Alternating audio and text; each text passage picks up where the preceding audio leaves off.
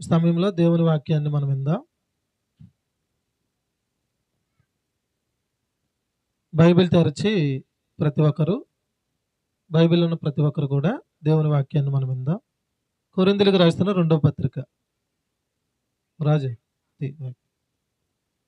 కొరింథీయులకు రాసిన రెండో పత్రిక 3వ అధ్యాయం 14, 15, 16 ఈ 3 వచనాలు చదువుకుందాం.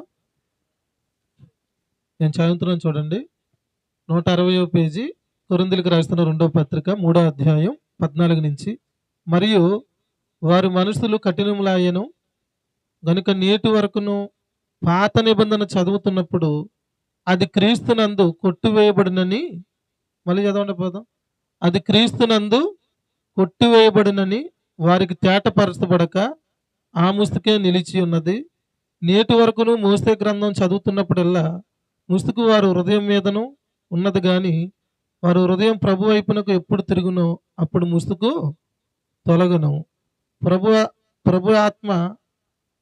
ప్రభు యొక్క ఆత్మ ఎక్కడ నుండునో అక్కడ స్వతంత్రము నుండును. ప్రార్థన చేసుకొని దేవుని వాక్యాన్ని విందాం. ప్రార్థన చేసుకుందాం. ప్రేమ కలిగిన మా తండ్రి, దయగలిగిన మా దేవ, మమ్మల్ని మీరు ఎంతగానో ప్రేమిస్తూ నా భార్య పట్ల నా పట్ల మీరు కృప చూపించి ఈ స్థలానికి నడిపించారు. ఈ స్థలంలోనైనా ఉదయకాల సమయం నుంచి కొంత అలసట చేరువచ్చిన ప్రజలకు ఉన్నప్పటికీ వారు నీ వాక్యాన్ని ప్రేమించి వచ్చారు. వారికి నీ ఆత్మ సహాయముతో సందేశాన్ని అనుగ్రహించమని, ప్రత్యక్షత ద్వారా వాక్శక్తి ద్వారా వేరే సందేశాన్ని గ్రహించుటకు వారికి ద్వారాలు తెరవమని, చేరువస్తున్న ప్రజలందరికీ కూడా నీ ఆత్మ సహాయమును ప్రసాదించమని యేసు ప్రభు వారి నామం పేరట ఈ చిన్న ప్రార్థన అడిగి వేడుకొనిస్తున్నాం తండ్రి, ఆమేన్. మంచిదండి. సమయాన్ని ఇచ్చిన దేవాదేవుడికి, అలాగే చేరువచ్చిన దేవుని సహోదరులైన మీ అందరికీ ప్రభు పేరట వందనాలు తెలియజేస్తున్నాను. దేవుని వాక్యాన్ని మనం శ్రద్ధగా విందాం. గతించిన వారం ఎన్నో సంగతులు మనం నేర్చుకున్నాం. ప్రభు మనకు నేర్పించారు. గతించిన వారం అపోస్తలులు చేసిన బోధ కృపావాక్యం అని, వారు కృపావాక్యమును గురించి సాక్ష్యం ఇచ్చారని గతించిన వారం మనం నేర్చుకుంటూ వచ్చాం. అయితే ఇక్కడ మనం లేఖన భాగాన్ని చదువుకున్నాం. 3వ అధ్యాయం 14 వచనంలో పాత నిబంధన చదువుతున్నప్పుడు అది క్రీస్తునందు కొట్టివేయబడునని వారికి తేటపరచబడక ఆ ముసుకే నిలిచి ఉన్నదని ఇక్కడ దేవుడు రాయించాడు. ఈరోజు మన అందరికీ తెలుసు, పరిశుద్ధ గ్రంథము అంటే,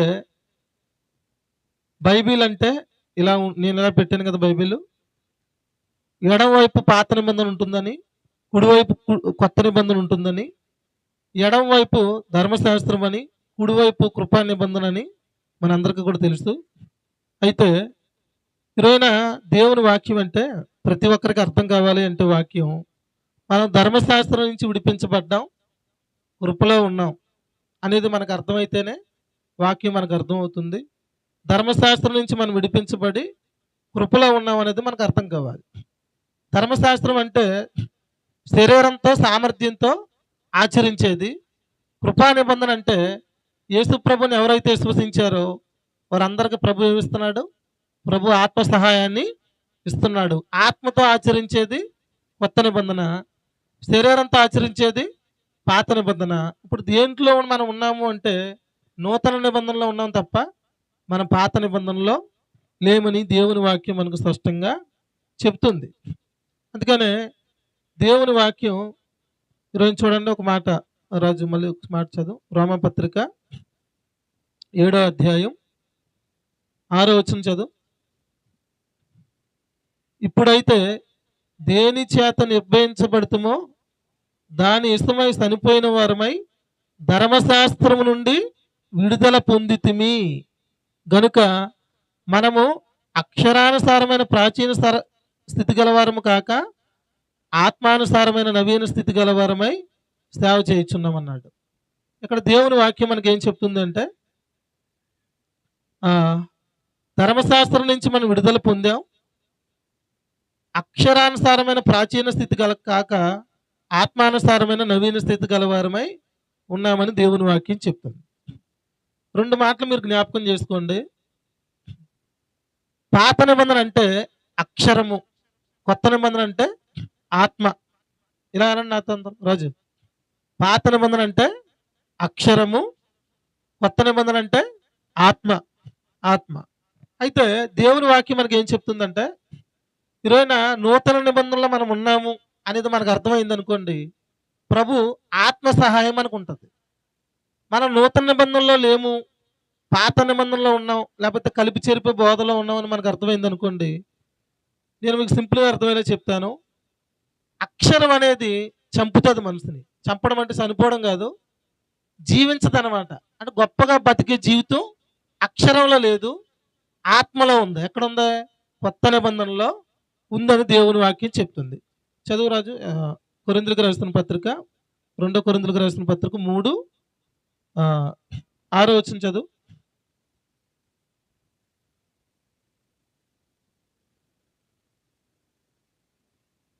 కొరింథీయులకు రాసిన 2వ పత్రిక 3వ అధ్యాయం 6వ వచనం. ఆయనే మమ్మును కొత్త నిబంధనకు అనగా అక్షరమునకు కాదు గాని ఆత్మకే పరిచారం లగుటకు మాకు సామర్థ్యం కలిగించుచున్నాడు అన్నాడు. తర్వాత ఏమన్నాడు? అక్షరము సంపును గాని ఆత్మ జీవింపజేయనని చెప్పాడు. ఇక్కడ పౌలు గారు ఏం చెప్తున్నాడంటే, కొత్త నిబంధనకు ప్రభు మమ్మల్ని నడిపించాడు, అక్షరమునకు కాదు ఆత్మకే మనల్ని నడిపించాడు. అక్షరం ఏం చేస్తుంది? సంపుతుంది. ఆత్మ ఏం చేస్తుంది? జీవింపజేస్తుంది. అక్షరం అంటే ఏంటంటే పాత నిబంధన. పాత నిబంధనలు ఏమి లేదు? యేసు ప్రభు వారి బలియాగం లేదు, యేసు ప్రభు వారి రక్తము లేదు. కొత్త నిబంధనలు ఏముంది? నిబంధనే కొత్త నిబంధన. అంటే ఆయన రక్తము వలనైనా కొత్త నిబంధన అన్నాడు. కొరింథీయులకు రాసిన మొదటి పత్రిక 11వ అధ్యాయం రాజు చదువు ఒకసారి. కొరింథీయులకు రాసిన మొదటి పత్రిక 11వ అధ్యాయం. ఆ మాట ఉంటుంది చూడండి. నాకు అది ఉంటుందని తెలిసి తప్ప ఎక్కడుందో తెలియదు. 25 వచనం చదవండి. 11:25. ఆ ప్రకారమే భోజనమైన పిమ్మట ఆయన పాత్రను ఎత్తుకుని, ఈ పదం గట్టిగా చదువు, ఈ పాత్ర నా రక్తము వలనైనా కొత్త నిబంధన అన్నాడు. ఏంటి? ప్రభు సిలువలో రక్తం చిందించి పాత నిబంధన నుంచి మనల్ని విడిపించి కొత్త నిబంధనలోకి మనల్ని ఏం చేశాడు? ప్రవేశపెట్టాడు. దాన్ని ఏమన్నాడు? నా రక్తం వలనైనా కొత్త నిబంధన అని చెప్పాడు. ఇక్కడ రాజు గట్టిగా చదవట్లేదు, కానీ మీరు ఎప్పుడైనా ఒక మాట చెప్తానండి, మీకు ప్రయోజనకరమైన మాట. ఎప్పుడైనా మన చింతల్లో ఉన్నప్పుడు, భయాల్లో ఉన్నప్పుడు, మనకి ఏదైనా గొడవల్లో ఉన్నప్పుడు, ప్రశాంతత లేనప్పుడు మీరు ఈ మాట అనుకోండి, యేసు ప్రభు రక్తం ద్వారా ప్రభువా నన్ను నీతిమంతుడిగా తీర్చావు, యేసు ప్రభు రక్తం ద్వారా నన్ను నీతిమంతురాలుగా తీర్చావు, యేసు ప్రభు రక్తం, యేసు ప్రభు రక్తం రక్తం అని అనుకోండి. ఎప్పుడైనా ప్రశాంతత వచ్చేస్తుంది. మన దగ్గర ఉండే దుష్టుడు పరుగులు పెట్టేస్తాడు అనమాట. ఆయన రక్తం అనగానే దుష్టుడికి చాలా భయం. ఆయన రక్తం అన్న దగ్గర ఆడు ఉండడం. ఎవడో దుష్టుడు ఉండడం. ఎప్పుడైనా ఏదైనా చింతల్లో ఉన్నప్పుడు, ఏదైనా భయాల్లో ఉన్నప్పుడు, ఏదైనా ప్రశాంతత మనం కోల్పోయినప్పుడు, ప్రభువా నీ రక్తము నీ రక్తం అని ఎక్కువసార్లు అనండి, దుష్టుడు ఉండడు. అయితే ఇక్కడ ఇందాక ఏం చెప్పాడు? 2 కొరింథీయులకు రాసిన పత్రిక 3:6 ఏమన్నాడు? అక్షరము సంపును ఆత్మ జీవింపజేయును. ఈరోజున మనిషి ఏ పరిచర్యలో ఉండాలంటే, మనకు మేలు జరగాలన్నా మనం ఏమనుకుంటాం? ప్రార్థన చేస్తే దేవుడు వినాలనుకుంటాం. చిన్న చిన్న కష్టాలకి కాదు, పెద్ద కష్టానికి ప్రభు వినాలి, చిన్న కష్టానికి ప్రభు వినాలని అనుకుంటాం. దేవుడు మన ప్రార్థన వినాలంటే మత్తయి సువార్త 6వ అధ్యాయం చెప్పాడేమని? తండ్రి అని ప్రార్థన చేయమన్నాడు. పేతురు గారు రాసిన పత్రికలు చెప్పాడేమని? నేను నీతిమంతుడిని నిశ్చేతతో ప్రార్థన చేయమన్నాడు. నీతిమంతుల ప్రార్థన దేవుడు వింటాడని చెప్పాడు. ఆయన కుమారుల ప్రార్థన దేవుడు వింటాడని చెప్పాడు. మనం ఆయన ప్రభుని విశ్వసించినప్పుడు మనం కుమారులమయ్యాం, నీతిమంతులమయ్యాం. ఈ 2 నిశ్చేతతో మన దేవునికి ప్రార్థన చేస్తే ప్రభు వింటాడని చెప్పాడు. అయితే ఈ రోజున మీరు గమనించండి, రోమా పత్రిక నుంచి ఎక్కడ ఎబ్రియల్కి రాసిన పత్రిక వరకు అపోస్తులైన పౌలు గారు ఈ పత్రికలు రాయించాడు. ఈ రాయించిన క్రమంలో యేసు అపోస్తులైన పౌలు గారు వాస్తవానికి ఆయన ధర్మశాస్త్రం కింద ఉండేవాడు. ధర్మశాస్త్రం నుంచి విడిపించబడి యోధా మతంలో నుండి క్రీస్తులోనికి వచ్చి కొత్త నిబంధనలు నడుస్తున్నాడు. నడుస్తున్న ఆయన మంచి బోధకుడు. 12 మంది శిష్యుల కంటే గొప్ప బోధకుడు ఆయన అపోస్తులైన పౌలు గారు. ఈ అపోస్తులైన పౌలు ఇంకా ధర్మశాస్త్రాన్ని ప్రకటించల. ధర్మశాస్త్రం కింద ఉన్న వారినే ఏమన్నాడు, మీరు మోసే ధర్మశాస్త్రం వలన నీతిమంతులుగా తీర్చబడలేకపోయారు, యేసు ప్రభుని విశ్వసిస్తే మీరు నీతిమంతులుగా తీర్చబడతారని చెప్పాడు. ఆయన ఏం చెప్పాడో చూడండి. కొరింథీయులకు రాసిన మొదటి పత్రిక 2వ అధ్యాయం మొదటి నుంచి చదవండి.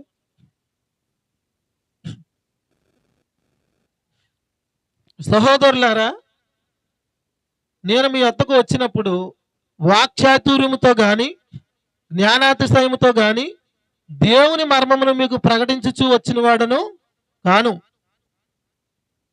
నేను యేసుక్రీస్తును అనగా సిలువ వేయబడిన యేసుక్రీస్తును తప్ప మరిని దేనిని మీ మధ్యన ఎరుగుకుంటున్నని నిశ్చయించుకుంటున్నని చెప్పాడు. ఈ 2 వచనాలు మనకు అర్థం కావాల్సింది ఏంటంటే, నేను యేసుక్రీస్తు ప్రభువును తప్ప నేను దేన్ని మీ మధ్యలో ప్రకటించలేదు అని చెప్పాడు.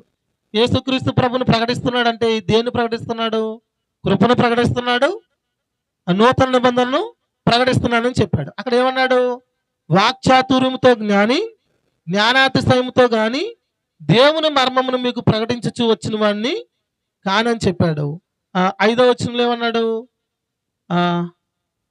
జ్ఞానయుక్తమైన తీయని మాటలను వినియోగించలేదు అని చెప్పాడు. జ్ఞానయుక్తమైన తీయని మాటలు వినియోగించలేదని చెప్పాడు. ఇక్కడ మనకు ఒకటి అర్థం కావాలి ఏంటంటే, తీయని మాటలు అని చెప్పలేదు, వాక్చాతుర్యం వాడలేదు, జ్ఞానాతిశయం వాడలేదు. ఈరోజు ఎలాగున్నారంటే చాలా సంఘాల వారు, ఈరోజు సంఘము దేవుని వాక్యం ఏ వాక్యం వినాలి అంటే కృపావాక్యం వినాలి, ఆత్మ సంబంధమైన వాక్యం వింటే గొప్పగా బ్రతకడానికి ప్రభు సహాయం చేస్తాడు. మన జీవితాల్లో ఆరోగ్యమైన ఏదైనా ఇరుకులైన ఇబ్బందులైనా ప్రభు సహాయం మనకు ఉంటుంది. ఈరోజు మనిషి క్రైస్తవుడు ఎలా బ్రతకూడదంటే, ప్రభు నమ్మలేని వారు లోకంలోకి వెళ్ళి పొద్దున్న కష్టపడి ఎలా వచ్చేస్తారో, అలా సామర్థ్యం మీద ఎలా జీవిస్తారో అలా కాకుండా ప్రభు మీద ఆధారపడి జీవించాలని దేవుని వాక్యం చెప్తుంది. మొన్న పెందుర్తిలో ఉన్నారు మా అమ్మ మా నాన్నగారు ఉంటే, అక్కడ ఒకరు సభలు పెట్టించారంట. ఆ సభలు పెట్టిస్తే అక్కడ క్వార్టర్స్లు పెందుర్తిలో పెద్ద కాలనీ అది. ఆ సభలు పెట్టిస్తే సభలకు ఎవరిని తీసుకొచ్చారంట? గుర్రప్ప గారిని తీసుకొచ్చారంట. ఎవరిని తీసుకొచ్చారు? గుర్రప్ప గారిని తీసుకొచ్చారంట. ఆయన వచ్చారని తెలిసి అపార్ట్మెంట్లోంచి ఫాస్ట్గా దిగిపోయి అందరూ వెళ్ళిపోతున్నారంట. అందరూ వెళ్ళిపోయి వందల కొద్ది జనం అంట. ఆయనతో సెల్ఫీలు, ఆయనతో ఫోటో అంట. ఏం పాడతాడు ఆయన? కోయానో పాట పాడతాడేమో మహా అయితే, అంతేనా? ఆ పాటే. మన రాజమండ్రిలో తమ్ముడు చెప్తున్నాడు ఏమని, ఒక సంఘం ఉందంట, 200 మంది 300 మంది. ఆ సంఘంలో ఒక ఆయన తీసుకొచ్చారంట. ఒకప్పుడు డబల్ మీనింగ్ డైలాగులు ఆయన గొప్పగా చెప్తున్నాడంట. మళ్ళీ పాస్టర్ గారితో ఏమన్నారంట, వాళ్ళు తీసుకొస్తే ఆయనే తీసుకురమ్మని చెప్పారంట.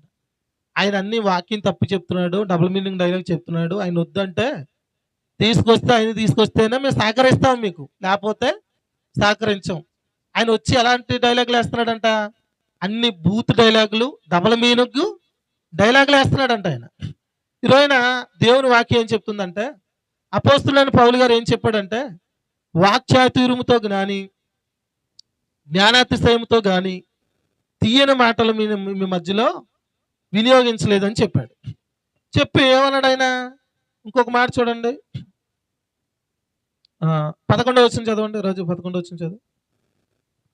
లాస్ట్ దాకేనండి దేవుడు మీకు మంచి సందేశాన్ని ఇస్తాడు. 9 గంటలుగా నేను ముగిస్తాను.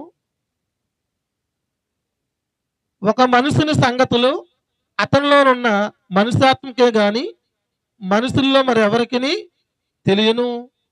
అలాగే దేవుని సంగతులు దేవుని ఆత్మకే గాని మరి ఎవరికి తెలియవు. ఇప్పుడు ఇక్కడ రాజు ఉన్నాడు. రాజులో హృదయంలో ఏం ఆలోచిస్తున్నాడో నాకు తెలియదు, నేనేం ఆలోచిస్తున్నానో రాజుకి తెలియదు. ఇక్కడ అదే అన్నాడు, మనుషుల ఆత్మలో సంగతులు మనకే తెలియవు అని చెప్పాడు. అయితే తర్వాత 12వ వచనం కూడా చదువు. దేవుని వలన మనకు దయచేయబడిన వాటిని తెలుసుకున్నట్టుకే మన లౌకిక ఆత్మను గాక దేవుని యొద్ద నుండి వచ్చే ఆత్మను పొంది ఉన్నాము. మనస్సు జ్ఞానము నేర్పు మాటలతో గాక ఆత్మ సంబంధమైన సంగతులను ఆత్మ సంబంధమైన సంగతులతో చరిచూచుచు ఆత్మ నేర్పు మాటలతో వీటిని గూర్చే బోధించుచున్నామని చెప్పాడు. ఇక్కడ అపోస్తలుడైన పౌలు గారు ఏమంటున్నారంటే మనకు చెప్తున్నాడు అనమాట. ఏమని? మీ ఆత్మలో ఉన్న సంగతులు నాకు తెలియదు, నా ఆత్మలో ఉన్న సంగతులు మీకు తెలియదు. ఈరోజు సేవకుడు, బోధకుడు కృపకు ధర్మశాస్త్రానికి వ్యత్యాసం తెలియాలి. ఆయన రక్తం కార్చిన తర్వాత, సిలువలో ఆయన ప్రాణం పెట్టిన తర్వాత ఆయన నూతన నిబంధన అన్నాడు. ఆయన రక్తం వలనైనా కొత్త నిబంధన అన్నాడు. బోధకుడికి ఏం తెలియాలి? మనం పాత నిబంధనలో లేము, కొత్త నిబంధనలో ఉన్నామని సంగతే అర్థం కావాలి. అర్థమైతే ఆ వ్యక్తిని ప్రభు సహాయం, ప్రభు ఆత్మ సహాయం వాడుకుంటుంది. ఎప్పుడైతే ప్రభు సహాయం, ప్రభు ఆత్మ వాడుకుందో దేవుని హృదయంలో ఉన్న సంగతులు ఆ వ్యక్తి పొందుకొని ఆ సంగతులు సంఘానికి బోధిస్తాడు.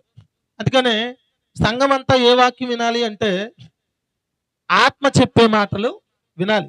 సంఘం ఏ మాటలు వినాలి? ఆత్మ చెప్పే మాటలు వినాలి తప్ప అక్షరం చెప్పే మాటలు వినకూడదు. పాత నిబంధన చెప్పే మాటలు వినకూడదు. నేను చెప్పింది అబద్ధమో కరెక్ట్ ఒకసారి రాజు చూడు. ప్రకటన గ్రంథం, ప్రకటన గ్రంథం, ప్రకటన గ్రంథం సంఘానికి రాస్తూ చూడండి. 2వ అధ్యాయం, ప్రకటన గ్రంథం 2వ అధ్యాయం 7వ వచనం చదవండి.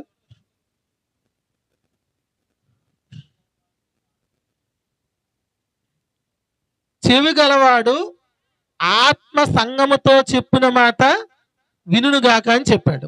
అదే 2వ అధ్యాయం 29వ వచనం చదవండి.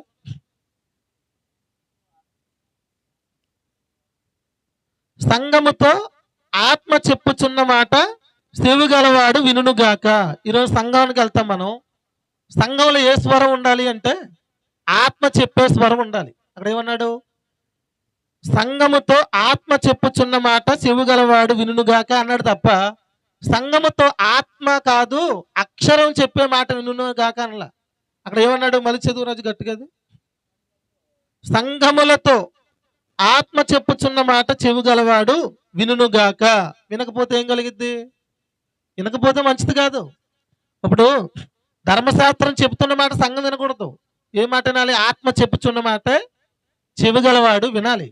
అందుకని దేవుని వాక్యం మనకు స్పష్టంగా ఈరోజు చెప్తుంది. నేను మొన్న దేవుని వాక్యం చెప్తూ సొలొమోను గురించి చెప్పాను. నోకరాయి తమ్ముడు జ్ఞాపకం ఉందా నీకు? సొలొమోను గురించి చెప్పాను. సొలొమోను ప్రార్థన చేశాడు. ప్రార్థన చేస్తే దేవుడు జ్ఞానం ఇచ్చాడు. జ్ఞానంతో పాటు ఐశ్వర్యం ఇచ్చాడు. అంత స్థితిలో ఉంచిన ఆయన్ని దేవుడు ఒక మాట చెప్పాడు. ఆయనకి ఏమన్నాడంటే, పలాను పలాను పలాను దేశస్తులతో, నీ చుట్టూ ఉన్నారు కదా దేశస్తులు, వాళ్ళు వస్తారు, నీ జ్ఞానాన్ని బట్టి నిన్ను పొగుడుతారు, నీకు వాళ్ళు బంగారం ఇస్తారు. ఎలా ఇస్తారు? ఇక్కడ ఇటుకరాళ్ళు ఉన్నాయి కదా, అంత విస్తారంగా ఇస్తారు, టన్నులు కొద్దిస్తారు.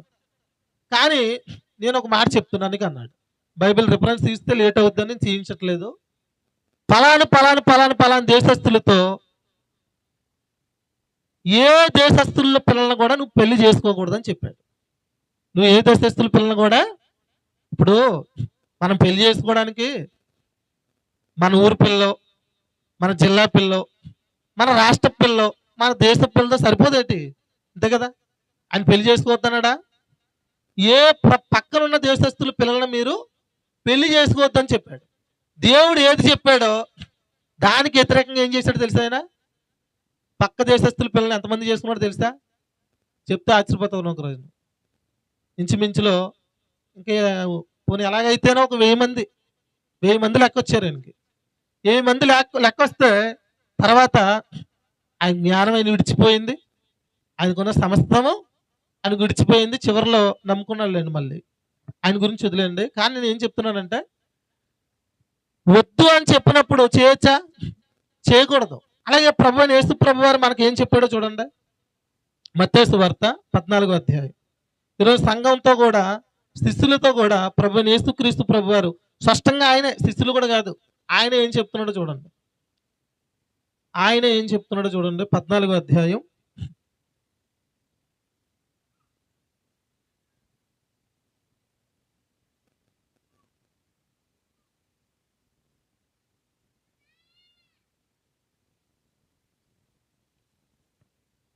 16వ అధ్యాయం, క్షమించండి 14 కాదు 16.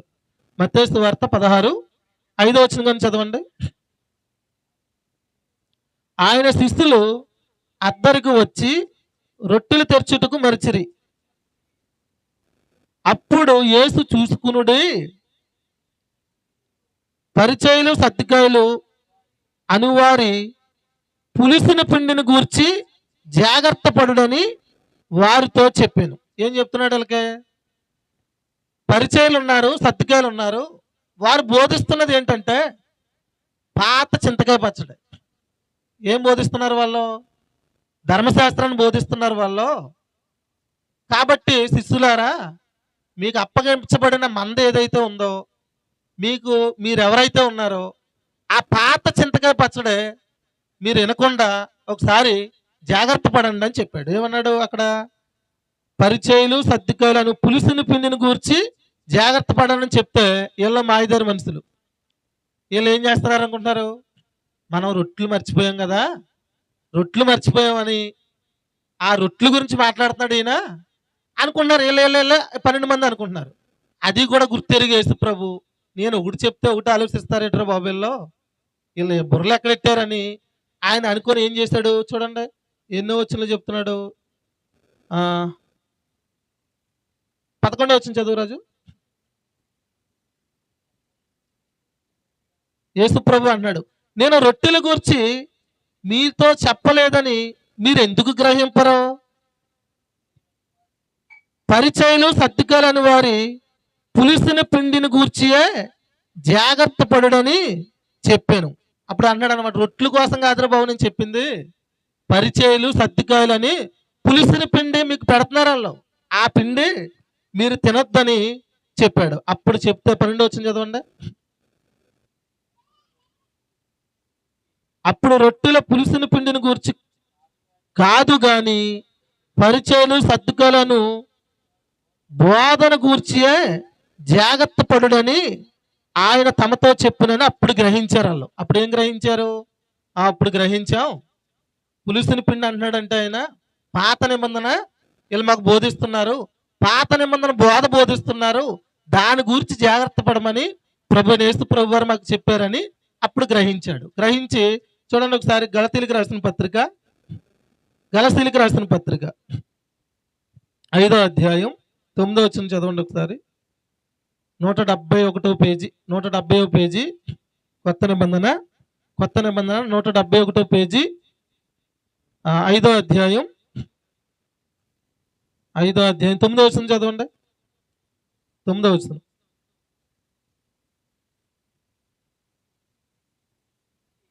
పులిసిన పిండి కొంచెమైనను ముద్దంతయు పులియ చేయను అని చెప్పాడు. ఏమన్నాడు? పులిసిన పిండి కొంచెమైనను ముద్దంతా పాడు చేస్తుంది, అంతేనా? ఈరోజు సేవకుడికి ఏం తెలియాలి? పాత నిబంధన కొత్త నిబంధన 2 ఉన్నాయి. పాత నిబంధన మనం విడిపించబడ్డాం, నూతన నిబంధనలో ఉన్నాం.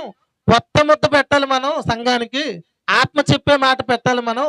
కానీ పాత నిబంధన తీసుకొచ్చి కొత్త నిబంధనలోను, కొత్త నిబంధన తీసుకొచ్చి పాత నిబంధనలోను కలిపేసి బోధించడం వల్ల మన వారం చివరిలో ఏం చెప్పాను నేను? కలిపి చెరిపే బోధ అంటారని చెప్పాను. ఇక్కడ ఏమన్నాడు? పులిసిన పిండి కొంచెమైనను ముద్దంతయు పులియ చేయను అని చెప్పాడు. అంటే చూడండి, మనం ఎక్కువ పిండి ఉందనుకోండి, పులిసిన పిండి కొంచెం ఉంటే దాంట్లో కలిపితే ఏమవుద్దంట? ముద్దంతా పాడైపోద్దంట. అలాగే ఈ రోజున కొత్త నిబంధన చెప్తున్నామని సగం ఇది చెప్పి సగం అది చెప్పి కలిపి బోధిస్తే పులిసిన పిండి అంతయు ఏమన్నాడు? పులిసిన పిండి కొంచెమైనను ముద్దంతయు పులియ చేయను అని చెప్పాడు. అదే యేసు ప్రభు వాళ్ళకి ఏం చెప్తున్నాడు? శిష్యులకి ఏం చెప్తున్నాడు అంటే, పరిచయులు శాస్త్రులు ఉన్నారు కదా, వారు పాత నిబంధన తెచ్చి బోధిస్తున్నారు, ఒకసారి జాగ్రత్తగా చూసుకోమన్నాడు. మీరు ఏమి వినుచున్నారో జాగ్రత్తగా చూసుకోమని చెప్పాడు. ఈ రోజున ఈ ఏరేస్తున్న మనకు అర్థం కాకపోయింది అనుకోండి, మనం గొప్పగా జీవించలేము, ఆత్మ ద్వారా మనం నడిపించబడలేము. ఆత్మ ద్వారా మనం నడిపించబడలేనప్పుడు దేవుని మార్గాలు మనకు అర్థం అవ్వవు. మనం చేసే ప్రార్థన ప్రభు వినడం. ప్రభు శరీరం ప్రభు రక్తాన్ని మనం తీసుకుంటున్నప్పుడు ఏ వివేచనతో తీసుకోవాలో తెలుసా? అసలు ఏ వివేచనతో తీసుకోవాలో తెలుసా? ఆయన శరీరం మన చేతిలోకి వచ్చింది అనుకోండి, నేను లేని చెప్పట్లేదు, బైబిల్లో ఉన్నది చెప్తాను. చూడు రాజు ఒకసారి రామపత్రిక 7వ అధ్యాయం 4వ వచనం చదవండి.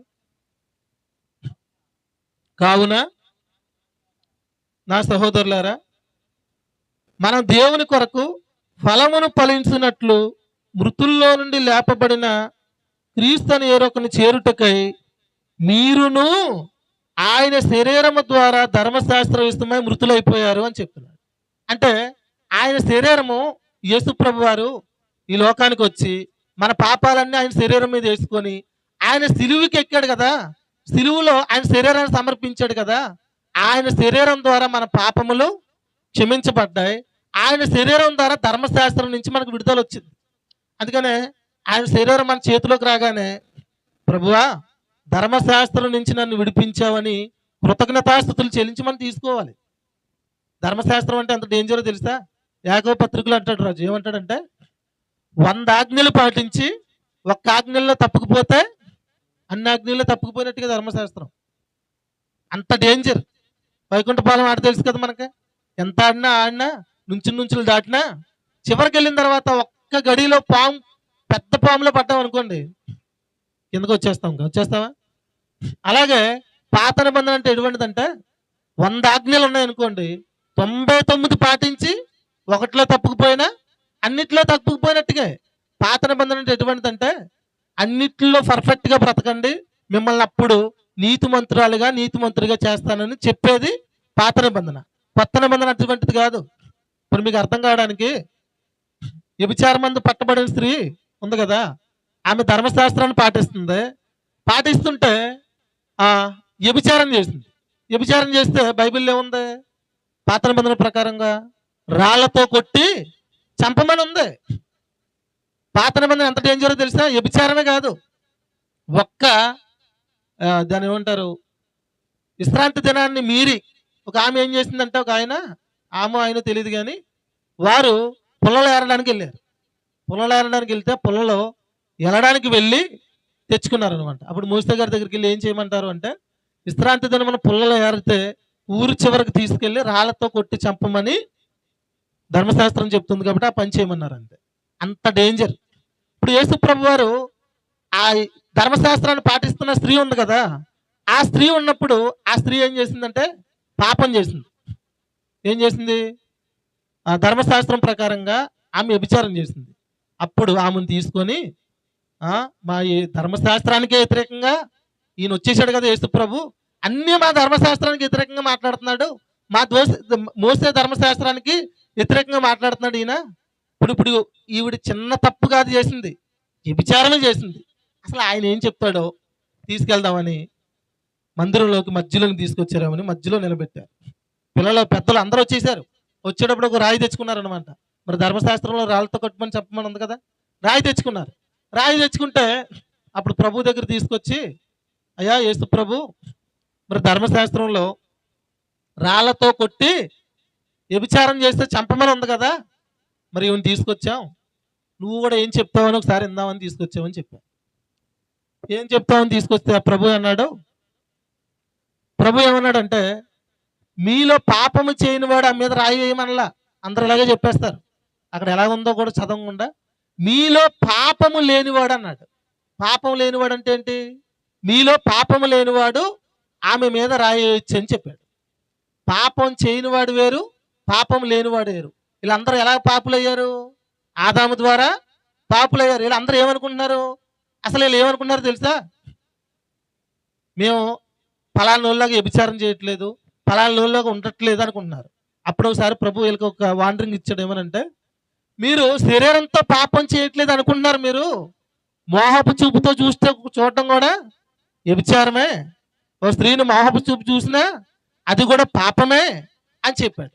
అప్పుడు వీళ్ళకి ఏమర్థమైందంటే, అయ్యో ఇప్పుడు దాకా మేము శరీరంతో పాపం చేయట్లేదు అనుకున్నాం మనం, అంటే ఈ తలంపుల్లో కూడా తప్పుకుపోయిన పాపమేనా అనుకున్నారు వీళ్ళు. అనుకొని అక్కడికి వచ్చారు. ఈమెను ఏం చేయమంటావు అని అడిగారు. అడిగితే ప్రభు ఏమన్నాడు తెలుసా?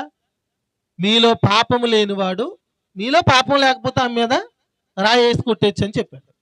చెప్తే వాళ్ళందరూ చిన్నదలు మొదలుకొని పెద్దల వరకు రాయిలన్నీ విడిచిపెట్టేసి, నాలో పాపేచ్చలు కలుగుతున్నాయి, పాపం చేయకపోయినా నాలో పాపేచ్చలు కలుగుతున్నాయని ఒకరు చెప్పుకొని అక్కడి నుంచి అక్కడికే ఎస్కేప్ అయిపోయారు. అప్పుడు ప్రభు ఏమన్నాడు ఆమెని, అమ్మా నీ మీద ఎవరు కూడా రాయి వేయలేదా అని చెప్పారు. నేను కూడా రాయి వేయను, నిన్ను నా కృప చేత రక్షిస్తున్నాను, నీకు రక్షణ ఇస్తున్నాను, నీతిని ఇస్తున్నాను, ఇక వెళ్ళి పాపం చేయొద్దమ్మా అని చెప్పాడు. ఇక్కడ మీకు ఏం అర్థం కావాలి అంటే కృపకు ధర్మశాస్త్రానికి ఎత్తేస్తాం, పాపం చేయకుండా ఉంటే నీతిమంతులు అవుతావు అని చెప్పేది ధర్మశాస్త్రం. ఇప్పుడు ఆమె పాపం చేయకుండా ఉందా? లేదు. చేసిందా లేదా? చేసింది. కానీ ప్రభు, అమ్మా నేను క్షమిస్తున్నాను, నిన్ను ఆల్రెడీ నీతిమంతురాలుగా తీరుస్తున్నాను, రక్షణ ఇస్తున్నాను, ఇక వెళ్ళి పాపం చేయొద్దమ్మని చెప్పాడు. పాపం చేయొద్దని ఆయన ప్రభు ఆత్మ సహాయాన్ని ఇచ్చి ఆమెను పంపించాడు. కానీ ధర్మశాస్త్రంలో ఏం లేదు, ప్రభు ఆత్మ సహాయం లేదు. ఇక్కడ మనకి ఏం అర్థం కావాలి అంటే ప్రభు మనల్ని పాత నిబంధన నుంచి విడిపించాడు. మనం కూడా ఆ స్త్రీలాగే ఆ రాళ్ల దెబ్బలు కొట్టబడి, ఇప్పుడు ఆ స్త్రీ యేసు ప్రభు అక్కడ లేకపోతే, కృప అనేది అక్కడ లేకపోతే అక్కడే చంపబడాలి, అక్కడి నుంచి ఆమె ఏమైపోవాలి, నరకానికి వెళ్ళిపోవాలి. కానీ యేసు ప్రభు ఏం చేశాడు?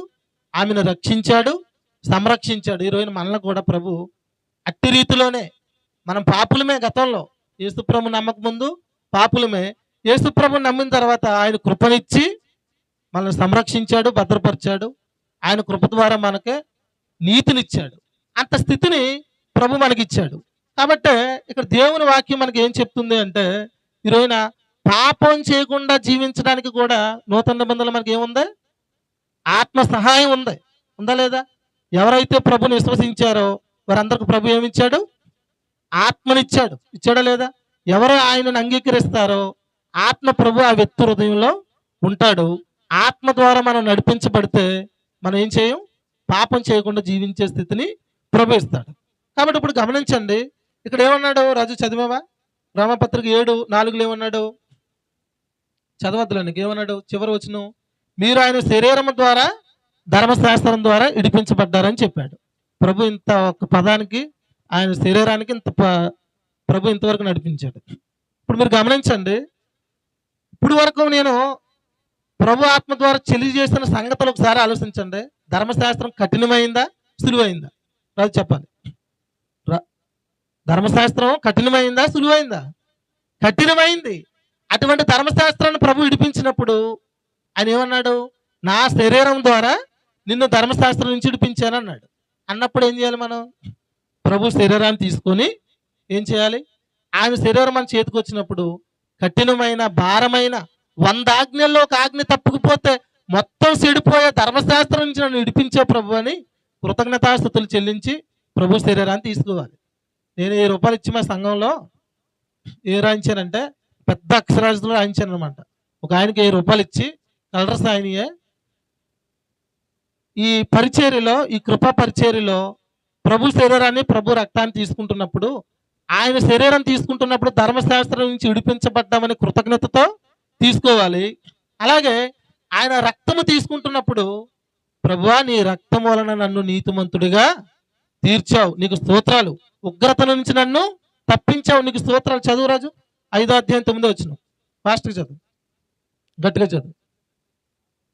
కాబట్టి ఆయన రక్తము వలన ఇప్పుడు నీతిమంతుడిగా తీర్చబడి మరింత నిశ్చయముగా ఆయన ద్వారా ఉగ్రత నుంచి రక్షించబడదుము అని చెప్పాడు.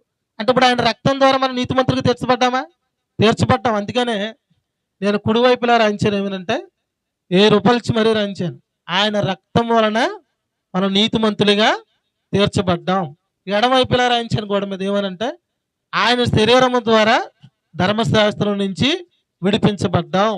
ప్రభు శరీరాన్ని, ప్రభు రక్తాన్ని తీసుకుంటున్నప్పుడు ఈ రెండు మీరు చదువుకొని జ్ఞాపకం చేసుకొని తీసుకోండి అని చెప్పడం జరిగింది. ఈరోజు గమనించండి, ఆయన ఏమంటున్నాడు? నా రక్తము వలనైనా కొత్త నిబంధన అంటున్నాడా? కొత్త నిబంధన అంటున్నాడు. ఇప్పుడు మనం కొత్త నిబంధనలో నిలిచి ఉంటే మనం ఏం చేయబడతాం? ఆత్మచేత నడిపించబడతాం. మనకు మార్గాలు తెలుస్తాయి. ప్రభు ఎలా నడిపిస్తున్నాడో మన కుటుంబాల్లో, భార్య భర్తల్లోనూ, కుటుంబాల్లోనూ మనకే ఏం జరుగుద్దంటే సంతోషం కలుగుద్ది. ఈరోజు ప్రభువుని ప్రకటించాలండి. ప్రభు ఆయన ఏమన్నాడు? అపోస్తలుడైన పౌలు, నేను వాక్చాతుర్యం కానీ, నోకరాజు ఇక్కడికి ఎప్పటి నుంచి వస్తున్నావు, నువ్వు ఎప్పుడైనా వాక్చాతుర్యం కానీ, తీయని మాటలు కానీ ఎప్పుడైనా మేము చెప్పామా? ఎప్పుడు చెప్పలేదు. ఎప్పుడు సబ్జెక్టే చెప్తాం. సబ్జెక్టే. యూట్యూబ్లో వింటున్న వారు కూడా సబ్జెక్టే అంటారు. మన వారం విని గంతులు వేసి అంత ఆనందం వచ్చిందండి. ఇక్కడ చెప్పిన వాక్యం మా గోట్రేస్ గారు అన్నారు, నిజంగా మన వారం కృప వాక్యం అపోస్తులు చెప్పారని చాలా వివరంగా నాకు ఎంత బాగా అర్థమైందంటే అంత బాగా అర్థమైంది. చాలా మంచి వాక్యం వినిపించిన ఆనందబాబు గారు మీకు వందనాలండి, నేను కామెంట్ పెట్టాను కదా అన్నాడు. అవును బాబాయ్ పెట్టామని చెప్పాను. ఆ వాక్యం విని నాకు చాలా సంతోషం కలిగిందని చెప్పాడు. ఈరోజు నాకు గమనించండి, యూట్యూబ్లో ఎంతున్నవారైనా మీరైనా ఒక బోధకుడు దగ్గర, ఒక సేవకుడు దగ్గర సబ్జెక్టే ఉండాలి తప్ప తీయని మాటలు ఉండకూడదు, లేకపోతే జ్ఞానయుక్తమైన మాటలు ఉండకూడదు. అలాంటి మాటలు ఉండకూడదని దేవుని వాక్యం చెప్తుంది. ఈరోజు అపోస్తలుడైన పౌలు గారు ఏమన్నాడంటే, ఏం చెప్పాడు ఆయన? నేను క్రీస్తు ప్రభునే తప్ప నేను ఏమి ప్రకటించలేదని చెప్పాడు. క్రీస్తు ప్రభుని ప్రకటిస్తే ఎంత సంతోషం కలుగుతుందో చూడండి ఒకసారి. నేను చెప్పి ముగిస్తాను. అపోస్తల కార్యాలు 8వ అధ్యాయం ఈరోజు నేను 10 నిమిషాలు ముగిస్తాను. చూడండి, అపోస్తల కార్యాలు 8వ అధ్యాయం 5వ వచనం చదవండి. అప్పుడు పిలుపు సమయ పట్టణం వరకు వెళ్ళి క్రీస్తును వారికి ప్రకటించుచుండెను. ఇప్పుడు పిలుపు గారు ఆత్మచేత నడిపించబడుతున్నాడు. రమేష్ అన్నావా? పిలుపు గారు ఆత్మచేత నడిపించబడుతున్నాడు. ఆత్మచేత నడిపించగలరని మనం ఎలా చెప్పగలం? అపోస్తులకి భోజనం కాడ గొడవ వస్తే అపోస్తులు 12 మంది ఏం చెప్పారంటే, రాజు ఇలా చూడాలి, ఇంకా ఏం చెప్పారంటే, ఆత్మతో నిండుకున్న వారిని 7 ఎన్నుకొని భోజనం దగ్గర పెట్టమని చెప్పాడు. ఆత్మతో ఎన్నుకున్న వారిలో పిలుపు ఉన్నాడు, స్టెఫను కూడా ఉన్నాడు. ఇప్పుడు ఆత్మతో నడిపించబడుతున్న పిలుపు ఎక్కడికి వెళ్ళాడు? సమరయ పట్టణానికి వెళ్ళి ఎవరిని ప్రకటిస్తున్నాడు? క్రీస్తును వారికి ప్రకటించుచుండెను. క్రీస్తును వారికి ప్రకటించుచుండెను. ధర్మశాస్త్రాన్ని కాదు, దేని ప్రకటిస్తున్నాడు? క్రీస్తుని ప్రకటిస్తున్నాడు. కలిపి చెరిపే బోధ కాదు, క్రీస్తుని ప్రకటిస్తున్నాడు. ప్రకటిస్తుంటే వినండి ఒకసారి, తర్వాత చదవండి.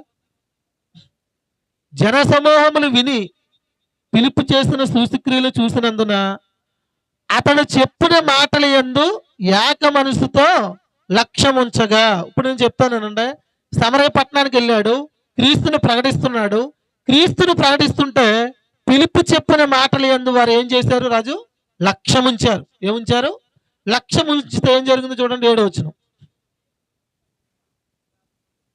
అనేకులు పట్టిన అపవిత్రాత్మలు పెద్ద కేకలు వేసి వారిని వదిలిపోయేను.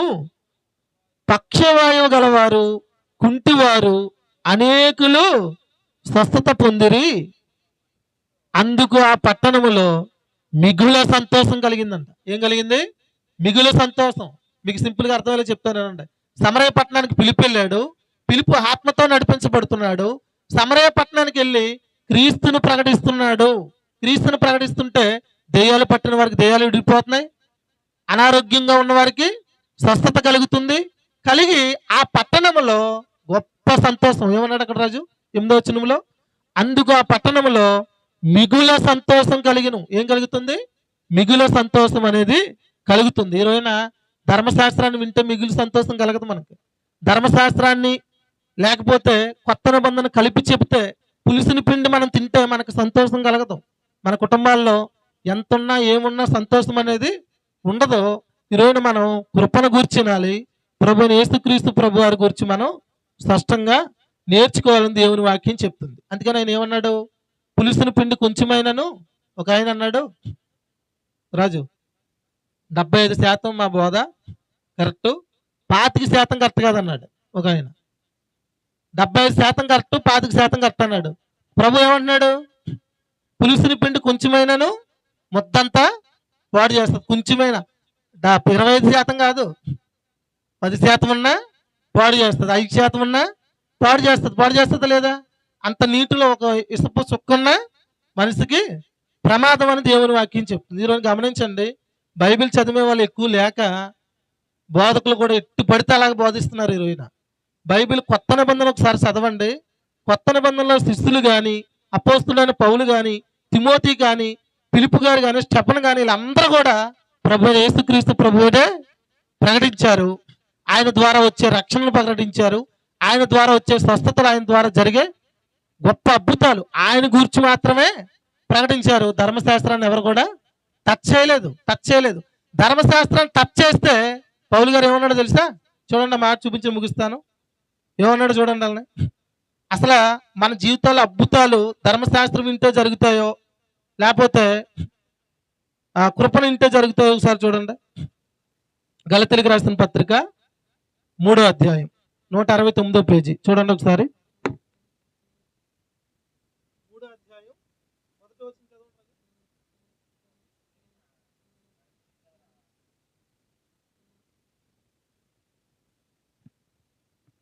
ఓ తెలివైన వారైన గల్తీలోరా అన్నాడా? ఓ అవివేకులైన గల్తీలోరా అన్నాడు. తర్వాత ఏమన్నాడు? మిమ్ముడు ఎవరు భ్రమ పెట్టెను? సిలువ వేయబడిన వాడినట్టుగా యేసుక్రీస్తు మీ కనుల ఎదుట ప్రదర్శించబడిన కదా. ఆ గల్తీలో ఉన్న సంఘంలో ఉన్నవారితో అంటాడు ఏమని? ఇది మాత్రమే మీ వలన తెలియగోరుచున్నాను. ధర్మశాస్త్ర సంబంధ క్రియల వలన ఆత్మను పొందితురా లేక విశ్వాసంతో వినుట వలన పొందితురా? ఈరోజు నా ప్రభుని మనం ఎలా అంగీకరించాం? యేసు ప్రభుని విశ్వసిస్తే నా పాపాలు క్షమిస్తాడు. ప్రభుని హృదయంలో విశ్వసిస్తే, నోటితో ఒప్పుకుంటే మనకేం కలిగింది? రక్షణ కలిగింది. ప్రభుని అంగీకరించినప్పుడు మనం నీతిమంతులుగా తీర్చబడ్డాం. ప్రభుని అంగీకరించినప్పుడు మనం ఆయన కుమారులుగా చేయబడ్డాం. ఎప్పుడైతే నీతిమంతులమయ్యామో, ఎప్పుడైతే ఆయన కుమారులమయ్యామో, పరిశుద్ధాత్ముడిని ఆయన మన హృదయంలోనికి పంపించాడు. ఇప్పుడు పరిశుద్ధాత్మని ఎలా పంపించాడు? వినుట వలనే పంపించాడు. అక్కడ అంటున్నాడు అనమాట ఏమని? మీరు ధర్మశాస్త్ర సంబంధమైన క్రియల వలన ఆత్మను పొందుతురా లేక విశ్వాసంతో వినుట వలన పొందుతురా అన్నాడు. 3వ వచనంలో ఏమన్నాడు? మీరింత అవివేకులైతురా, మొదట ఆత్మానుసారంగా ఆరంభించి ఇప్పుడు శరీరానుసారంగా పరిపూర్ణులవుదురా అన్నాడు. తర్వాత ఏమన్నాడు? వ్యర్థముగానే ఇన్ని కష్టములు అనుభవించితిరా, అది నిజముగా వ్యర్థమగునా? ఆత్మను మీకు అనుగ్రహించి మీలో అద్భుతములు చేయవాడు ధర్మశాస్త్ర క్రియల వలన చేయుచున్నాడా లేక విశ్వాసంతో వినుట వలన చేయుచున్నాడా అంటున్నాడు. ఎంత గొప్ప అర్థం ఉంది అనుకోండి ఈ మాటల్లో, చెప్పమంటారా? మీరు మన జీవితాల్లో అద్భుతాలు జరగాలంటే ఆత్మ ద్వారానే సాధ్యం, ధర్మశాస్త్రం ద్వారా సాధ్యం కాదు. అందుకని ప్రభు ఏమన్నాడు ఇందాక మన ప్రకటన గ్రంథంలో చదువుకున్నాం ఏమని? చెవి గలవాడు ఆత్మ చెప్పు మాట సంఘము వినుగాక అన్నాడు ఆయన. ధర్మశాస్త్రాన్ని వినడం కాదు. ఈరోజు గలతీయులకు రాసిన పత్రిక మీరు చాలా సున్నంగా ప్రతి అధ్యాయాన్ని ప్రతి వచనాన్ని చదవండి.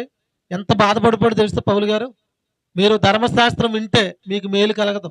ధర్మశాస్త్రం కలిపి చెరిపే బోధనల వల్ల మీకు ప్రయోజనం ఉండదు, ఆత్మీయ జీవితంలో ఉండదు, ఆరోగ్యపరంగా ఉండదు, ఏ స్థితిలో కూడా మీకు అద్భుతాలు జరగవని చెప్పాడు. జరగవని చెప్పి ఏమన్నాడు చూడండి. ఆ 4వ అధ్యాయం 19వ వచనం చదవండి. 19:20 19వ వచనం చదవండి ముందు. 4:19 నా పిల్లలారా, క్రీస్తు స్వరూపం యందు ఏర్పడే వరకు మీ ఇష్టమే మరలా నాకు ప్రసవవేదన కలుగుతున్నది అన్నాడు. 21వ వచనం చదవండి. ధర్మశాస్త్రములకు లోబడి ఉండగోరు వారులారా, మీరు ధర్మశాస్త్రం వినుటలేదా? నాతో చెప్పండి అని చెప్తున్నాడు. అంటే ధర్మశాస్త్రం మీరు వినకండి, కలిపి చెరిపే బోధ మీరు వినకండి. పులిసిన పిండి కొంచెమైనా ముద్దంతా పాడు చేస్తుంది. ఒక వ్యక్తికి మనస్సాక్షికి ఏముండాలంటే మనస్సాక్షి మంచిదై ఉండాలి. మనం నూతన నిబంధనలో ఉన్నామని మనస్సాక్షి మనకు ఉండాలని చెప్తున్నాడు. చూడండి, నేను ఒక మాట చూపించి ఈ మాటతో నేను ముగిస్తున్నాను. అసలు ధర్మశాస్త్రానికి లోబడితే అది మనకు ప్రయోజనమా నష్టమా చెప్తున్నాడు. చూడండి, 3వ అధ్యాయం 10వ వచనం చదవండి. గలతీ 3:10 ధర్మశాస్త్రం విధించిన క్రియలకు సంబంధులందరూ శాపమునకు లోనై ఉన్నారని చెప్పాడు. ధర్మశాస్త్ర క్రియలన్నిటికీ లోనయ్యేవారు శాపానికి లోనవుతారని చెప్పాడు. ఈరోజు నిజంగా చెప్తున్నాను, మీరు ఏమనుకుంటే అనుకోవద్దు, ఎవరి మీద కక్షతోనో ఇంకో రకంగా నేను చెప్పట్లేదు. వీలైతే మీరు యూట్యూబ్ ఛానల్ ఈ వాక్యం ఉంది, ఒకసారి బైబిల్ పెట్టుకొని మళ్ళీ ఒకసారి రాసుకొని రెఫరెన్స్లన్నీ మీరు ఒకసారి ప్రయత్నించండి. ఇక్కడ ఏమంటున్నాడంటే ధర్మశాస్త్రం విధించిన క్రియలు అందరూ సంబంధులందరూ శాపములకు లోనై ఉన్నారని చెప్తున్నాడు. కాబట్టి ఈ రోజున నాకు సంఘం ఉంది. ఈరోజు అనేక స్థలాలకు వెళ్తున్నాను. ఆ 7ది మంగళవారం వెళ్తున్నాం, బుధవారం రాజానగరం వెళ్తున్నాం, లక్షవారం ఏ ఊరు వెళ్తున్నాం, మా అమ్మగారు కూడా చూశారు మొన్న. కేశవరం వెళ్తున్నాం. ఈ వారం కూడా నా భార్య నేను కూడా వెళ్ళాం. ఇప్పుడు ఏం చెప్తున్నానంటే, విశ్వాసులకి క్షేమం కలగాలి అంటే విశ్వాసపు నిబంధనలోనికి నడిపించాలి, కొత్త నిబంధనలోనికి నడిపించాలి, ఆత్మ ద్వారా నడిపించబడుతున్న పరిచర్యలోకి నడిపించాలి. ఇక్కడ బోధకుడికి ఏం తెలియాలంటే, అసలు ధర్మశాస్త్రం అనేది శాపం నుంచి మన ప్రభు విడిపించాడు లేదో చూడండి. అక్కడే ఉంది చూడండి. 14వ వచనం చదవండి, 13 నుంచి చదవండి. 13 నుంచి ఆత్మను గూర్చిన వాగ్దానం విశ్వాసం వల్ల మనకు లభించినట్లు అబ్రహాం పొందిన ఆశీర్వచనము క్రీస్తు యేసు ద్వారా అన్ని జనులకు కలుగుటకై. ఆగండి. విశ్వాస నిబంధనలోనికి మనం రావడానికి, అబ్రహాము యొక్క పొందిన ఆశీర్వాదంలోనికి మనం రావడానికి అక్కడ అన్నాడు చూడండి, యేసుక్రీస్తు ద్వారా అన్నాడు. తర్వాత చదువు రాజు. యేసుక్రీస్తు ద్వారా అన్ని జనులకు కలుగుటకై. అన్ని జనులు అంటే మనమే, గతంలో అన్ని జనులు. యేసుక్రీస్తు ద్వారా అన్ని జనులకు కలుగుటకై. చూడండి, క్రీస్తు మన కోసం శాపమై, క్రీస్తు మన కోసం శాపమైన కాడి నుంచి కొంచెం గట్టిగా చదువు రాజు.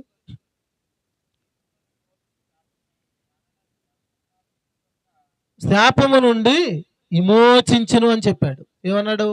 క్రీస్తు ద్వారా అన్ని జనులకై, క్రీస్తు మన కోసం శాపమై మనలను ధర్మశాస్త్రం యొక్క శాపం నుండి విమోచించాడని చెప్పాడు.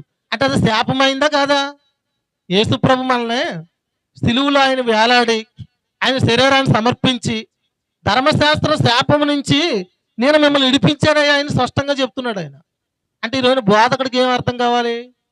ధర్మశాస్త్రంలోనికి నా మంద, నాకు ఇవ్వబడిన మంద, నాకు ఇవ్వబడిన పిల్లలు ఆ శాపంలోనికి వారు వెళ్ళకూడదంటే నేను ధర్మశాస్త్రానికి వారు బోధించకూడదు, ధర్మశాస్త్రంలోనికి వారిని నడిపించకూడదు. వారికి వీలైతే చెప్పాలి ఏమని, ధర్మశాస్త్రం నుంచి మనం విడిపించబడ్డాం, ఈ ధర్మశాస్త్రం నుంచి ప్రభు మనం విడిపించాడు, ఇంత గొప్ప స్థితిని ప్రభు మనకి ఇచ్చాడు, ఆయనకు కృతజ్ఞత కలిగి ఉండండి. ఈరోజు సంఘంలో ప్రతి ఆదివారం ప్రభు శరీరం ప్రభు రక్తం మా సంఘంలో ఇవ్వబడుతుంది. ఇవ్వబడుతున్న ప్రతి ఆదివారం కూడా బలిపీఠం దగ్గర కుర్చీ కూడా ఉండదు. బైబిల్ క్లాసులోనే కుర్చీ వేసుకుంటాం. ఆదివారం కుర్చీ కూడా అక్కడ ఉండదు. నేను కూడా కింద కూర్చుంటాను, మా అత్తయ్య గారు కూడా చూసుకుంటారు. చూసారా, మా సంఘాలు అంటే విశ్వాస సంబంధంలో నడుస్తున్న సంఘాలన్నీ కూడా ఆదివారం యేసు ప్రభువుకే ప్రాముఖ్యత ఇవ్వాలి. ప్రతి ఒక్కరూ సేవకుడైనా కూడా కిందే కూర్చోవాలి, కిందే కూర్చుంటాం. అక్కడ కుర్చీ ఉండదు. ఆ రోజు ప్రభువుకు మాత్రమే ప్రాముఖ్యత. ఎందుకంటే ప్రభు శరీరం ద్వారా ధర్మశాస్త్రం నుంచి విడిపించాడు, ప్రభు రక్తం ద్వారా నీతిమంతుడిగా తీర్చాడు. ఇంత గొప్ప స్థితి ఎవరి ద్వారా వచ్చింది? మనకి యేసు ప్రభు ద్వారా వచ్చింది. కాబట్టి మనం ఎవరికి కృతజ్ఞతాస్తుతులు చెల్లించాలి? ప్రభుకు కృతజ్ఞతాస్తుతులు చెల్లించాలి. మీరు కొరింథీయులకు రాసిన మొదటి పత్రిక 11వ అధ్యాయం ప్రతి వచనాన్ని జాగ్రత్తగా చదవండి. జాగ్రత్తగా చదివితే ఏమంటున్నాడు ఆయన? ప్రభు శరీరం మీ ఎత్తకు వచ్చినప్పుడు కృతజ్ఞతాస్తుతులు చెల్లించండి, ప్రభు రక్తం మీ ఎత్తకు వచ్చినప్పుడు కృతజ్ఞతాస్తుతులు చెల్లించండి. ఎందుకంటే ప్రభు ద్వారా మనం ఈ స్థితి పొందుకున్నామని అని చెప్తున్నాడు. కాబట్టి గమనించండి. ఈరోజు మీరు ప్రార్థన చేసుకోండి. మన వారం నేను కూడా చెప్పాను, నేను చెప్పిందో ఎవరు చెప్పిందో నమ్మడం కాదు. ప్రభువా, కృపను సత్యంగా గ్రహించే స్థితిని నాకు అనుగ్రహించు. నేను ప్రార్థిస్తే నువ్వు వింటావు. కృపను సత్యంగా గ్రహించే స్థితిని నాకు అనుగ్రహించు. ధర్మశాస్త్రం నుంచి నేను ఎలా విడిపించబడ్డానో, ధర్మశాస్త్రం శాపం నుంచి నేను ఎలా విడిపించబడ్డానో, ప్రభు రక్తం వలన నేను ఎలా నీతిమంతురాలుగా తీర్చబడ్డానో, ప్రభు శరీరం ద్వారా నేను ధర్మశాస్త్రం నుంచి ఎట్టి రీతిలో అయితే విడిపించబడ్డాను, నీ వాక్యము తెలుసుకునే జ్ఞానాన్ని నాకు అనుగ్రహించు ప్రభు అంటే ప్రభు సహాయం చేస్తాడా లేదు చెప్పండి? ఖచ్చితంగా సహాయం చేస్తాడు. ఆయనకు అందరికి ధారాళంగా అడిగి వారికి జ్ఞానాన్ని ఇస్తాడు. కాబట్టి గమనించండి. ఈరోజున పౌలు గారు కూడా, మీరు ఎప్పుడో రాజు గలతీయులకు రాసిన పత్రిక 6 అధ్యాయాలు ఉంటాయి, మహా అయితే 6 గంటలు చదివచ్చు. ఈ 6 అధ్యాయాలు మనసు పెట్టి చదువు నువ్వు. పౌలు గారు ఎంత బాధపడ్డాడంటే వాళ్ళని తిట్టాడు కూడా. ఓ అవివేకులైన గలతీయులారా అన్నాడు, మీరు నా పిల్లలు, మీరు ధర్మశాస్త్రాన్ని వింటున్నారు, ధర్మశాస్త్రం వల్ల మీరు ఆత్మను పొందలేదు, ప్రభుని వినడం ద్వారా ఆత్మను పొందారు. మన జీవితంలో కార్యాలు కూడా ఎలా జరుగుతాయి? ఆత్మ ద్వారానే కార్యాలు జరిగిస్తాడు. జకర్యా గ్రంథంలో ప్రభు ఏమన్నాడు? శక్తి ద్వారా సామర్థ్యం ద్వారా జరగని కార్యాలు ప్రభు ఆత్మ ద్వారా జరిగిస్తారని చెప్పాడు. కాబట్టి గమనించండి, ఈరోజు ఆత్మ ద్వారా మన జీవితాల్లో కార్యాలు జరగాలంటే, ఆత్మీయంగా మనం నడిపించబడాలి అంటే, గొప్ప స్థితి మనకు ఉండాలి అంటే ప్రభు ఆత్మ ద్వారా నడిపించబడుతున్న పరిచర్యలో ఉండడం మనం చాలా మేలు. అందుకనే నేను చాలా సులువుగా మీకు అర్థమయ్యేలా చెప్తున్నాను. ప్రకటన గ్రంథంలో దేవుడు రాయించేశాడు యోహాను గారి ద్వారా. ఏమన్నాడు? చాలా స్పష్టంగా చెప్పాడు రాజు. ఏమన్నాడు? ఆత్మ చెప్పు మాట చెవి గలవాడు సంఘముల వారు సంఘం ఏమన్నాడు? సంఘము ఆత్మ చెప్పు మాట చెవి గలవాడు. గమనించి మనం అందరూ కూడా ఆత్మ చెప్పున మాట విందుముగాక. ఇంకా చాలా మంది ఆమె అనలా. ఆత్మ చెప్పు మాట చెవి గలవాడు వినుగాక. ఆమేన్. కనుక గమనించి ఇన్న వాక్యాన్ని మీరు హృదయంలో భద్రపరచుకోండి. సమయం కరెక్ట్గా 9 అయింది. 1 నిమిషం అటు అవ్వలేదు. నేను ముగిస్తున్నాను. మరొకసారి వర్తమానం యూట్యూబ్లో ఉంటుంది. మీరు బైబిల్ దగ్గర పెట్టుకుని వినండి. వింటే ఇంకా మరి మీకు మరిన్ని సంగతులు ప్రభు అర్థం చేస్తాడు. దేవుని కృపను బట్టి కొన్ని వారాలుగా ఇదే స్థలంలో కృపకు ధర్మశాస్త్రానికి వ్యత్యాసాన్ని ప్రభు నేర్పిస్తున్నాడు. ఇంకా వ్యత్యాసాన్ని ప్రభువా నేర్పించమని మీరు ప్రార్థనాపూర్వకంగా ప్రతి వారం ఈ స్థలానికి చేరి రావాల్సిందిగా తెలియజేస్తున్నాను. ప్రార్థన చేసుకుందాం. ప్రేమ కలిగిన మా తండ్రి, దయగలిగిన మా దేవ, ప్రభువా నీకే స్తోత్రాలు స్తుతులు చెల్లిస్తున్నాను తండ్రి. ప్రభువా యేసుక్రీస్తు ప్రభువారు స్పష్టంగా చెప్తున్నారు, నేను సిలువలో మరణించింది, సిలువలో నా శరీరాన్ని సమర్పించింది, ధర్మశాస్త్రం ఒక శాపం నుంచి మిమ్మల్ని విమోచించాలని అని దేవుని వాక్యం స్పష్టంగా చెప్తుంది. అపోస్తులైన పౌలు గారు, అలాగే ప్రభువా శిష్యులు ఫిలిప్పు గారు, వారు క్రీస్తునే ప్రకటించారు. ధర్మశాస్త్రం నుంచి విడిపించబడ్డామని నిశ్చయత కలిగి వారు సంఘానికి ధర్మశాస్త్రాన్ని బోధించలేదు, కేవలం కృపను మాత్రమే వారు బోధించారు. అపోస్తులైన పౌలు గారు వారు అపోస్తుల కార్యాలు 20 అధ్యాయంలో కూడా అంటున్నాడు, నేను వెళ్ళిపోయిన తర్వాత క్రూరమైన తోడేళ్ళు మీ మధ్యలోనికి వస్తాయి, నేను దేవునికిని కృపావాక్యమునకు అప్పగిస్తున్నానని ఆయన చెప్పాడు. ఈరోజు అపోస్తుల బోధ కూడా అది కృపావాక్యమని నీ వాక్యం తేటగా చెప్తుంది. అక్షరము సంపును ఆత్మ జీవింప చేయనని నీ వాక్యం స్పష్టంగా చెప్తుంది. ప్రభువా దయగలిగిన మా తండ్రి, ప్రేమ కలిగిన మా దేవ, ఈ స్థలంలో నిలిచి ఉన్న మా సహోదరులు, మా ప్రియులు, ఈ స్థలంలో ఉన్న ప్రతి ఒక్కరిని మీరు జ్ఞాపకం చేసుకోండి.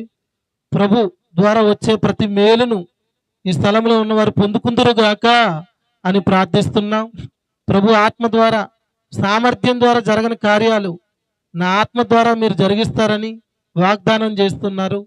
మా ఆత్మీయ జీవితంలో కూడా నీ ఆత్మ సహాయం మాకు సమృద్ధి మాకు అవసరం. మా ఆరోగ్య జీవితంలోను, మా ఆత్మీయ జీవితంలోను, మా కుటుంబాల్లోనూ నీ ఆత్మ సహాయం మాకు ఎంతో అవసరం. కనుక ప్రభువా నీ ఆత్మ ద్వారా మీరు మమ్మల్ని నడిపించండి. మేము నూతన నిబంధనలో ఉన్నాం. ధర్మశాస్త్రం అనేది చాలా కఠినమైనది, దాని నుండి మేము విడిపించబడ్డామనే మంచి మనస్సాక్షిని ఈ స్థలంలో ఉన్న ప్రతి ఒక్కరికి మీరు నేర్పించమని ప్రార్థిస్తున్నాం. ఈ చివరి దినాల్లో కూడా తండ్రి సేవకులు కూడా ఈ సత్యాన్ని తెలుసుకోవడానికి సహాయం చేయమని ప్రార్థిస్తున్నాం. దయగలిగిన మా దేవా, ప్రేమ కలిగిన మా తండ్రి, ఈ స్థలానికి చేరువచ్చిన ప్రజలందరూ మీరు జ్ఞాపకం చేసుకోండి. ఆత్మీయంగాను ఆరోగ్యపరంగాను అన్ని విషయాల్లో మీరు జ్ఞాపకం చేసుకుని నీ కృపచేత మీరు నడిపించమని ప్రార్థిస్తున్నాం. దేవా ముగింపు ప్రార్థనలో కూడా ఈరోజు సేవకులు ప్రార్థన చేస్తారు. తండ్రి అయిన దేవుని ప్రేమ, యేసుక్రీస్తు ప్రభు కృప అని చెప్తారు తప్ప వారు కృప గురించి చెప్పేవారుగా లేరు. సంఘాల్లో కృప అనేది మూయబడింది. ప్రభువా మేము కృప ద్వారానే నీతిమంతులుగా తీర్చబడ్డాం. కృప అనేది మాకు చాలా ప్రాముఖ్యమైనది. ప్రభువా ఆ కృపను మేము వినే చెవిని గ్రహించే హృదయాన్ని మాకు అనుగ్రహించమని ఈ స్థలంలో ఉన్న ప్రతి ఒక్కరూ కృపను సత్యముగా గ్రహించుదురుగాక అని ప్రార్థిస్తూ స్తోత్రాలు చెల్లిస్తూ ప్రభువైన యేసుక్రీస్తు ప్రభువారి నామం పేరట ఈ ప్రార్థన మనములు అడిగి వేడుకొనిస్తున్నాం తండ్రి. ఆమేన్. అలాగే కళ్ళు మూసుకోండి. ముగింపు ఆశీర్వాదం కూడా తీసుకుందాం. తండ్రి అయిన దేవుని ప్రేమయు, యేసుక్రీస్తు ప్రభువారి కృపయు, పరిశుద్ధాత్ముడు అన్యోన్య సహవాసము, లోకంలో యథార్థంగా సేవ చేస్తున్న సేవకులకును, నూతన నిబంధన పరిచర్య జరిగిస్తున్న సేవకులందరికీ, నూతన నిబంధనలో సాగుతున్న సహోదరులకు, అలాగే ప్రభువా సోదరిమణులకు, పరిశుద్ధులకు, ఈ స్థలానికి చేరువచ్చిన ప్రజలందరికీ వారి కుటుంబాలకి సదాకాలం తోడై ఉండును గాక. ఆమేన్. అందరికి వందాలండి. క్షేమంగా మీ ఇంటికి మీరు తిరిగి వెళ్ళొచ్చు. ఇంతవరకు ఓపికగా ఈ మాటలు విన్నారు. ప్రభు ఇంకా కూడా సహాయం చేసేటట్లు కృప గురించి అలాగే ధర్మశాస్త్రం గురించి ఇంకా వ్యత్యాసం తెలుసుకోవడానికి ప్రభు ఇంకా సహాయం చేయలాగున ప్రతి వారం మీరు ప్రార్థన పూర్వకంగా